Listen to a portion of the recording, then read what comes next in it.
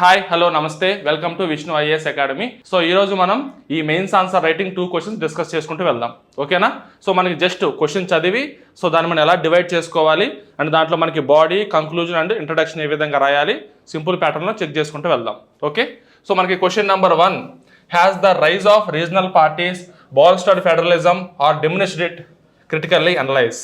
అంటే సింపుల్, ఫెడరలిజంని ఈ రీజనల్ పార్టీస్ ఎలా స్ట్రెంగ్తన్ చేసినాయి అండ్ ఎలాగ వీకెండ్ చేసినాయి అని. సో మనకి బోల్స్టర్డ్ అంటే మీనింగ్ ఏంటంటే so how they have strengthened our federalism, first point.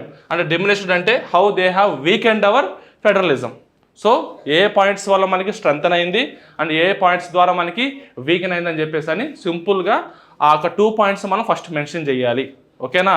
First of all క్వశ్చన్లో మనకి మెయిన్ కంటెంట్ ఏదైతే ఉందో అది మనం బాడీలో మెన్షన్ చేస్తాం, అది మనకు అందరికీ తెలిసిందే. బట్ మీరు నేర్చుకోవాల్సింది ఏంటి, ఈ మెయిన్ కంటెంట్ ఉపయోగించుకొని ఫస్ట్ ఇంట్రడక్షన్ ఏ విధంగా రాయాలి, ఇదే మెయిన్ కంటెంట్ ఉపయోగించుకొని కంక్లూజన్ ఏ విధంగా రాయాలి.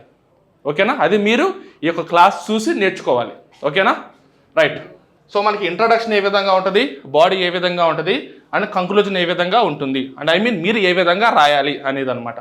So first of all just federalism గురించి ఒక బేసిక్ ఇన్ఫర్మేషన్గా ఒక ఇంట్రడక్షన్ రాయండి. ఫెడరేషన్ అంటే ఏంటి, ఫెడరల్ గవర్నమెంట్ అంటే ఏంటి, సో సింపుల్.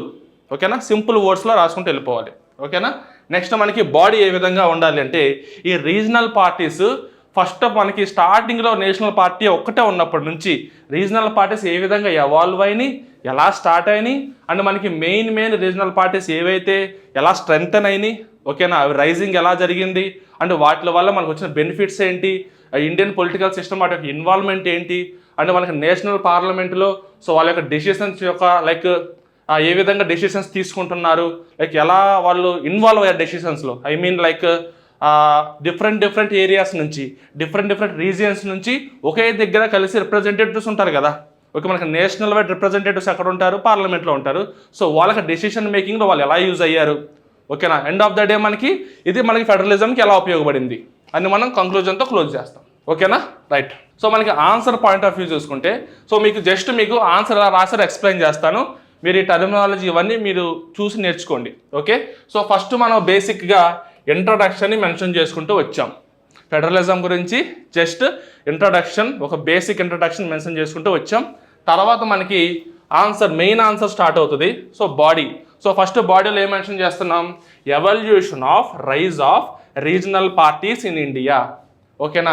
డైరెక్ట్గా మనం వాళ్ళ యొక్క ఎవల్యూషన్ డైరెక్ట్గా స్టార్ట్ చేయకుండా ఇనీషియల్గా పొలిటికల్ స్టేటస్ డ్యూరింగ్ ఇండిపెండెన్స్, అంటే స్టార్టింగ్ మనకి ఇండిపెండెన్స్ అప్పుడు పొలిటికల్ స్టేటస్ ఏ విధంగా ఉంది, అప్పటి నుంచి మనకి ఈ యొక్క రీజనల్ పార్టీస్ ఎలా స్టెప్ బై స్టెప్ గ్రో అవుతూ వెళ్ళినాయి అని చెప్పి మనం మెన్షన్ చేసుకుంటూ రావాలి. మనకి ఇనీషియల్గా ఏముంది, అవుట్ ఆఫ్ 489 364 సీట్స్ మనకి కాంగ్రెస్కి వచ్చినాయి అనమాట. సో అంటే మనకి యూనియన్ గవర్నమెంట్ అంత స్ట్రాంగ్గా ఉంది ఆ టైంలో. సో తర్వాత ఏమైంది, rise of regional parties. So regional parties ఎట్లా స్టార్ట్ అయినాయి, మనకి సెకండ్ ఎలక్షన్ అప్పుడు రీజనల్ పార్టీస్ స్టార్ట్ అయినాయి. ఎక్కడి నుంచి, కేరళ నుంచి. ఒకటి పాయింట్ మెన్షన్ చేయండి, దానికి సంబంధించి ఏదైనా ఎగ్జాంపుల్ ఉంటే ఎగ్జాంపుల్ కూడా మెన్షన్ చేయండి. If you know the detail view you should maintain example also and you can maintain example also. ఓకేనా? డీటెయిల్ వ్యూ కనుక లేకపోతే ఇన్ఫర్మేషన్ ప్రొవైడ్ చేసి వదిలేయండి. మెన్షన్ చేసి నాకు కొంచెం మాత్రం స్ట్రాంగ్గా ఉండేలా చూసుకోండి. ఓకే, సేమ్ మనకి ఎలాగైతే రీజనల్ పార్టీస్ ఎవాల్వింగ్ జరిగింది, రీజనల్ పార్టీస్ ఎలా స్ట్రెంగ్తన్ అయ్యాయి అని చెప్పి, బట్ ఇంకొంచెం క్లారిటీ ఇవ్వాలనుకుంటే ఏదైనా 3 to 4 రీజనల్ పార్టీస్ ఒక స్టేట్ వైడ్ మనం తీసుకుంటే ఫర్ ఎగ్జాంపుల్ ఇక్కడ మనకి ఈ తమిళనాడుకు సంబంధించి డిఎంకే పార్టీ అది ఎలా స్ట్రాంగ్ అయింది, వాళ్ళ డెసిషన్స్ ఏ విధంగా తీసుకున్నారు, అవి నేషనల్ పార్టీ డెసిషన్స్ మీద వాటి యొక్క ఇంపాక్ట్ ఏంటి. ఓకేనా? అండ్ మనకి ఒడిస్సా నుంచి గణతంత్ర పరిషత్. ఓకేనా? సో ఈ విధంగా జస్ట్ ఒక 3 to 4 పార్టీస్. మనకి నెంబర్ ఆఫ్ పార్టీస్ మనకు గుర్తుండాల్సిన పని లేదు, నెంబర్ ఆఫ్ పార్టీస్ మెన్షన్ చేయాల్సిన పని లేదు, ఎందుకంటే రికగ్నైజ్డ్ రీజనల్ పార్టీస్ ఉంటాయి అండ్ అన్రికగ్నైజ్డ్ రీజనల్ పార్టీస్ కూడా ఉంటాయి. సో మనం జస్ట్ అవి ఎట్లా స్ట్రెంగ్తన్ అయినవి అండ్ అవి మనకి ప్రజెంట్ ఉన్న నేషనల్ గవర్నమెంట్కి ఇంపాక్ట్ ఏంటి వాటి వల్ల అండ్ ఫెడరలిజంకి ఎలా యూజ్ అయినాయి. ఓకేనా? అండ్ హెల్ప్ అయినాయా లేదా మనకి ప్రాబ్లమ్స్ ఫేస్ అయ్యేలా చేసినాయా అనేది మన ఆన్సర్. కాబట్టి అంతవరకు మనం రాసుకుంటూ వెళ్తే సరిపోతుంది.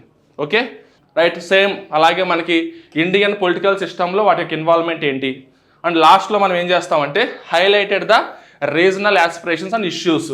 దాని తర్వాత effective check on the national parties. అంటే మనం చెప్పాను కదా స్టార్టింగ్ మీకు బాడీ మెన్షన్ చేసినట్టు చెప్పాను కదా. సో మనకి డిఫరెంట్ రీజియన్స్ నుంచి ఒకే ప్లేస్ దగ్గర ఉంటారు కాబట్టి రిప్రజెంటేటివ్స్ ఫార్మ్స్లో. సో వాళ్ళ యొక్క డెసిషన్స్ ఏ విధంగా తీసుకుంటున్నారు, వాళ్ళు ఏ విధంగా డిస్కస్ చేస్తున్నారు, అంటే డిఫరెంట్ టైప్స్ ఆఫ్ ఏరియాస్ యొక్క ఐడియాలజీస్ అన్నీ ఒక దగ్గర కలుస్తున్నాయి. ఓకేనా, దానివల్ల బెనిఫిట్ ఏంటి ఆ విధంగా. Okay, next and inclusive Indian polity అంటే సేమ్ ఇండియన్ పొలిటికల్ సిస్టంలో ఇంక్లూజివ్గా ఎలాంటి ఇన్వాల్వ్మెంట్ వచ్చింది. తర్వాత better decision making, same different types of regions నుంచి ఒకే దగ్గర ఉండి డిస్కషన్ చేస్తున్నారు కాబట్టి డెసిషన్ మేకింగ్ ఎలా ఇంప్రూవ్ అయింది, అంటే రీజనల్ పార్టీస్ వల్ల వచ్చిన ఇంప్రూవ్మెంట్ ఏంటి. ఓకేనా, రీజనల్ పార్టీ లైక్ రిప్రజెంటేటివ్స్ వల్ల వచ్చిన ఇంప్రూవ్మెంట్ ఏంటి. Okay, next however there are instances when the rise of regional parties as posed challenges to national interest. అంటే లైక్ మనకి బెనిఫిట్స్ ఏ విధంగా అయితే ఉన్నాయో ఓకేనా, అలాగే డిసడ్వాంటేజెస్ కొన్ని ఉంటాయి. సో వాటి గురించి జస్ట్ 3 to 4 లైన్స్. మనకి ఏ విధంగా కొన్ని డిసడ్వాంటేజెస్ ఫేస్ చేసాం, కొన్ని ఛాలెంజెస్ ఫేస్ చేసాం, కొన్ని డిఫికల్టీస్ ఫేస్ చేసాం. ఆ డిఫికల్టీస్ మీద ఒక 3 to 4 పాయింట్స్ రాస్తే మనకి సరిపోతుంది. ఓకే, నెక్స్ట్ మనకి కంక్లూజన్. సో కంక్లూజన్ ఏ విధంగా ఇస్తాం మనం, సేమ్ మనం ఏదైతే మన బాడీలో మెన్షన్ చేసామో ఆ 2 to 3 పాయింట్స్ మనం కంక్లూజన్లో మెన్షన్ చేస్తూ అవి మనకి లైక్ ఏదైతే ఈ యొక్క రీజనల్ పార్టీస్ మనకి ఈ ఫెడరలిజంకి ఉపయోగపడ్డాయి అనేది మనం మన పాయింట్ ఆఫ్ వ్యూ మెన్షన్ చేయాలి. ఓకేనా, జస్ట్ మన కంక్లూజన్ అనేది ఎలా ఉండాలంటే సో మన సెల్ఫ్ పాయింట్ ఆఫ్ వ్యూ మన ఇచ్చిన ఆన్సర్ని బేస్ చేసుకొని మనం ఏ విధంగా ఆలోచిస్తామని మన రిఫ్లెక్షన్ మనం కంక్లూజన్లో మెన్షన్ చేసుకుంటూ రావాలి. ఓకేనా, India Bangladesh relation reflects and encompassing bilateral partnership based on equality, trust and mutual understanding despite some unsolved issues. In light of this statement, discuss the accomplishments and contentions between India and Bangladesh as they complete 50 years of bilateral diplomatic ties. అంటే so మనకి India Bangladesh యొక్క relation ఏ విధంగా ఉంటుంది అనే దాని మీద question సింపుల్గా మాట్లాడుకుంటే, అంటే మనకు ఒక రిలేషన్ ఉన్నప్పుడు దాంట్లో మనకున్న మ్యూచువల్ అండర్స్టాండింగ్స్ ఉంటాయి. ఓకేనా, ఈక్వల్గా మనం లైక్ ఇచ్చిపుచ్చుకునేవి ఉంటాయి. అండ్ దాంతోపాటు ట్రస్ట్ నమ్మకం ఏ విధంగా ఉంటుంది. సో వీటి మీద మనకి ఎలా ఉంటుంది, ఒక బాండ్ మెయింటైన్ చేస్తాం. అండ్ అలాగే కొన్ని కాన్ఫ్లిక్ట్స్ కూడా ఉంటాయి, కొన్ని ప్రాబ్లమ్స్ ఛాలెంజెస్ కూడా ఫేస్ చేస్తూ ఉంటాం. ఓకేనా, సో అదే విధంగా మన క్వశ్చన్ ఏం అడుగుతున్నారంటే ఒక 50 years ఆఫ్ రిలేషన్ మనం మెయింటైన్ చేస్తున్నాం, లైక్ దేన్ని పక్కన పెట్టి కాన్ఫ్లిక్ట్స్ ఉన్న ప్రాబ్లమ్స్ ఛాలెంజెస్ ఇవన్నీ ఫేస్ చేస్తూ వాటిని బ్యాలెన్స్ చేస్తూ మనం ఒక 50 years ఆఫ్ రిలేషన్ మెయింటైన్ చేసాం. సో ఈ పాయింట్ మీద మనకి ఒక అనాలిసిస్ రాయమన్నారు. ఓకేనా, సేమ్ ఇంట్రడక్షన్ ఏ విధంగా ఉండాలి అంటే ఈ 50 years బ్యాక్ డ్రాప్ గురించి జస్ట్ మనకి ఇండియా అండ్ బంగ్లాదేశ్ మధ్య రిలేషన్ ఒక బేసిక్ ఇన్ఫర్మేషన్ మెన్షన్ చేసుకుంటూ రావాలి. ఓకేనా, నెక్స్ట్ బాడీ ఏ విధంగా ఉండాలి అంటే రిలేషన్ స్ట్రెంథన్ అవ్వడానికి ఉన్న ట్రస్ట్, మ్యూచువల్ అండర్స్టాండింగ్, మనం ఈక్వల్గా ఉండడానికి ఏమేమి పాయింట్స్ మెన్షన్ చేసామో ఆ పాయింట్స్, అండ్ మనం ఫేస్ చేసిన కాన్ఫ్లిక్ట్స్, ప్రాబ్లమ్స్ కానీ డిఫికల్టీస్ ఎవ్రీథింగ్ అన్నీ మనం డీటెయిల్గా మెన్షన్ చేసుకుంటూ రావాలి. ఈచ్ వన్ ఒక హైలైట్ పాయింట్తో మనం మెన్షన్ చేసుకుంటూ రావాలి. ఓకేనా, లాస్ట్ కంక్లూజన్. సో కంక్లూజన్ ఎప్పుడు ఏ విధంగా ఉండాలి, పాజిటివ్ ఫార్మాట్లో ఉండాలి. కాబట్టి సో మనం బంగ్లాదేశ్తో మంచి రిలేషన్ మెయింటైన్ చేయడానికి మనకున్న పాసిబిలిటీస్ ఏంటి, మనం బంగ్లాదేశ్తో గుడ్ రిలేషన్ మెయింటైన్ చేయడానికి మనకున్న పాసిబిలిటీస్ ఏంటో అవి మెన్షన్ చేస్తూ కంక్లూడ్ చేయాలి సొల్యూషన్. ఓకేనా, సో ఆన్సర్ రైటింగ్లోకి వెళ్తే so first answer 50th anniversary base చేసుకొని జస్ట్ ఒక స్మాల్ ఇంట్రొడక్షన్. ఓకేనా, ఏదైతే మన క్వశ్చన్ మనం టోటల్ బాడీ మెన్షన్ చేస్తున్నామో ఆ బాడీ మొత్తాన్ని బేస్ చేసుకొని ఒక స్మాల్ ఇంట్రడక్షన్. ఓకే, తర్వాత వచ్చేసి మెయిన్ బాడీ స్టార్ట్ అవుతుంది. రిలేషన్స్ మనం ఏ విధంగా మెన్షన్ చేసాం, ఈక్వాలిటీ బేస్లో, ట్రస్ట్ బేస్లో అండ్ మ్యూచువల్ అండర్స్టాండింగ్ బేస్లో మనం రిలేషన్ ఏ విధంగా మెన్షన్ చేసాం అనేవి ఈచ్ పాయింట్ బై పాయింట్. ఒకటి హిస్టారికల్ ల్యాండ్ బౌండరీ అగ్రిమెంటు, సెకండ్ది కనెక్టివిటీ బేసు అంటే బస్సు రూటు, ట్రైన్ రూటు, వాటికి సంబంధించి ఎలా మనం కనెక్టివిటీ మెయింటైన్ చేస్తున్నాం. చూడండి, రైల్వే లింక్ అండ్ అలాగే బస్సు సర్వీసు, ఈ కనెక్టివిటీ మనం ఇండియాకి బంగ్లాదేశ్కి ఏ విధంగా మెయింటైన్ చేస్తున్నాం. నెక్స్ట్ మనకి డిఫెన్స్కి ఒకరికొకరు ఏ విధంగా సహాయపడుతున్నాం, ఎకనామిక్ రిలేషన్స్ ఇద్దరి మధ్య ఏ విధంగా ఉన్నాయి. అండ్ అలాగే మనకి మల్టీలేటరల్ కోఆపరేషన్స్ అంటే లైక్ కొన్ని కాన్ఫ్లిక్ట్స్ వచ్చినప్పుడు మనం వేరే వాళ్ళ ఇన్వాల్వ్మెంట్ తీసుకుని డెసిషన్ తీసుకుంటాం అనమాట. ఓకే, ఇద్దరి మధ్య లైక్ అగ్రిమెంట్ లాగా, లైక్ సెటిల్మెంట్ టైపు. సో అలాంటి వాటికి మనం ఏ విధంగా రెస్పాండ్ అయ్యాం, వాళ్ళు ఏ విధంగా రెస్పాండ్ అయ్యారు, మ్యూచువల్ అండర్స్టాండింగ్ అన్నాం కదా ఆ బేస్లో. సో ఫర్ ఎగ్జాంపుల్ తీసుకుంటే చూడండి, UNCLOS, United National Convention of the Law of the Sea. ఓకేనా, United National Convention of the Law of Sea. So వాళ్ళు in the favour of Bangladesh resolved maritime dispute. ఓకేనా, so they have resolved issue. అది ఎవరికి ఫేవర్గా ఉంది? బంగ్లాదేశ్కి ఫేవర్గా ఉంది. అది మనం ఏం చేసాం? India accepted the verdict. Okay, వాళ్ళ యొక్క ఫైనల్ డెసిషన్ని ఇండియా యాక్సెప్ట్ చేసింది. ఎప్పుడు? వాళ్ళకి లైక్ బంగ్లాదేశ్కి అది పాజిటివ్గా ఉన్నా కూడా మనం ఒక మెట్టు తగ్గాం, ఎందుకంటే రిలేషన్ మనకి స్ట్రాంగ్గా ఉండడానికి. ఇలాంటి పాయింట్స్ మెన్షన్ చేయాలి మనం.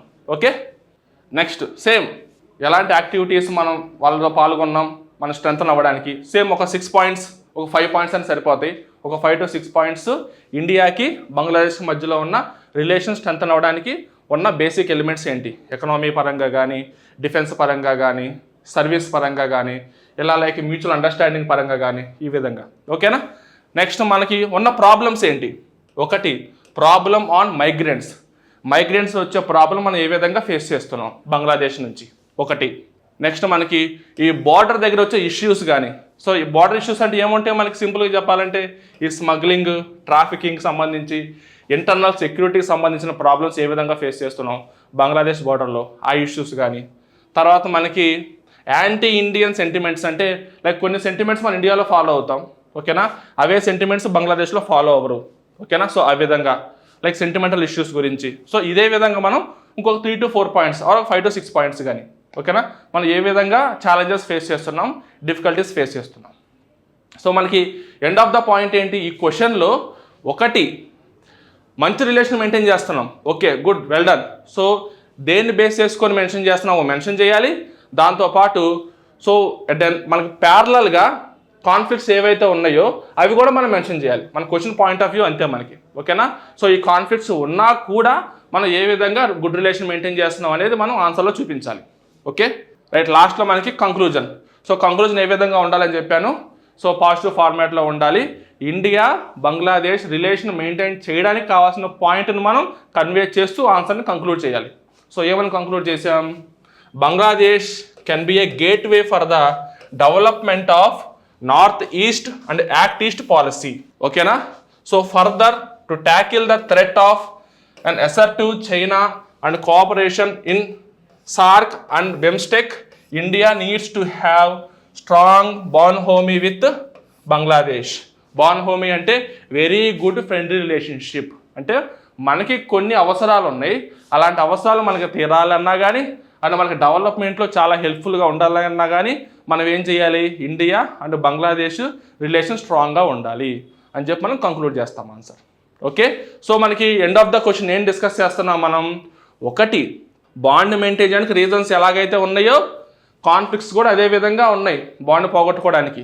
సో మన ఈ కాన్ఫ్లిక్ట్స్ని మేనేజ్ చేస్తూ అండ్ మనకి ఏదైతే మనకి బాండ్ స్ట్రెంగ్తన్ అవ్వడానికి ఉన్న బెనిఫిట్స్ ఉన్నాయో వాటిని ఇంక్రీజ్ చేసుకుంటూ వెళ్ళాలి, వాటిని హైలైట్ చేసుకుంటూ రావాలి. ఎందుకంటే మనకి ఎండ్ ఆఫ్ ద డే మనకి లైక్ బంగ్లాదేశ్తో బెనిఫిట్ చాలా ఉంటుంది కాబట్టి. ఓకేనా, సో ఆ విధంగా మనం ఆన్సర్ని కంక్లూడ్ చేసుకుంటూ వస్తాం. ఓకేనా, రైట్. సో ఈ 2 క్వశ్చన్స్ మీరు ప్రాక్టీస్ చేయండి. Right, thank you very much.